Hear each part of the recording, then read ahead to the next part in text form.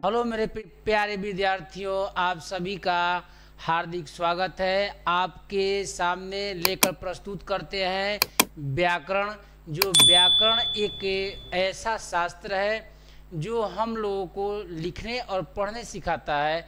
जैसे हम यहाँ इसकी परिभाषा हम दे रहे हैं, जैसा कि यहाँ लिखा गया है कि व्याकरण किसी भाषा का वह शास्त्र है, यानी व्याकरण किसी भी भाषा का, किसका, अतः भाषा का, व्याकरण किसी भाषा का वह शास्त्र है जिसके द्वारा हम शुद्ध शुद्ध लिखने और तथा शुद्ध शुद्ध पढ़ने का ज्ञान प्राप्त करते हैं, उसे हम व्याकरण कहते हैं।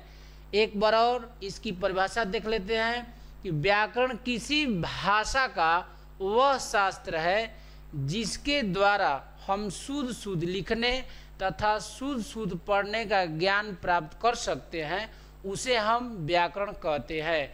व्याकरण को 3 भागों में बांटा गया है, यानी व्याकरण को अध्ययन करने के लिए 3 भागों में बांटा गया है। पहला भाग जिसको हम कहते हैं वर्ण विचार, पहला भाग वर्ण विचार, दूसरा भाग शब्द विचार, तीसरा भाग वाक्य विचार। तो अब देखते हैं कि वर्ण विचार में हम जो वर्ण विचार होता है, इसमें वर्ण से संबंधित बातें किया जाएगा, यानी वर्ण से संबंधित जैसे स्वर वर्ण हो गया, व्यंजन वर्ण हो गया, उच्चारण स्थान हो गया, मात्रा हो गए। तो इस सारी चीज़ का अध्ययन हम वर्ण विचार में करेंगे। इसके बाद आता है शब्द विचार। तो शब्द विचार में शब्द को पढ़ेंगे, यानी शब्द की परिभाषा, शब्द का भेद, शब्द से संबंधित बातें हम करेंगे शब्द विचार में।